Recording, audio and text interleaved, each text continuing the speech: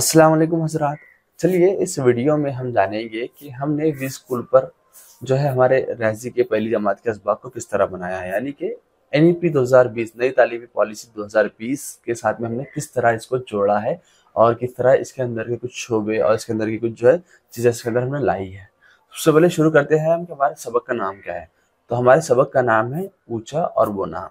ये जो सबक की जो सीरीज़ है, ये बच्चों को किसी भी जो अशिया होती है रियाज़ी में, जब हम उन अशिया की नाप-तोल करते हैं, पैमाइश करते हैं, उसके लिए जो है असबाक की जो है बुनियाद दी गई है। तो ये बुनियादी असबाक है जिसमें बच्चों को लंबाई, ऊंचाई और चौड़ाई बताई गई है।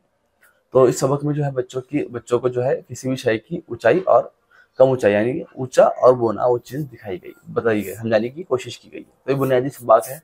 सबसे पहले अगर हम बात करें सबक के मवाद को देखकर कि इसमें एनईपी का डोमेन क्या होने वाला है, तो वो जो डोमेन है वो होने वाला है तालीमी तरक्की, यानी कॉग्निटिव डेवलपमेंट।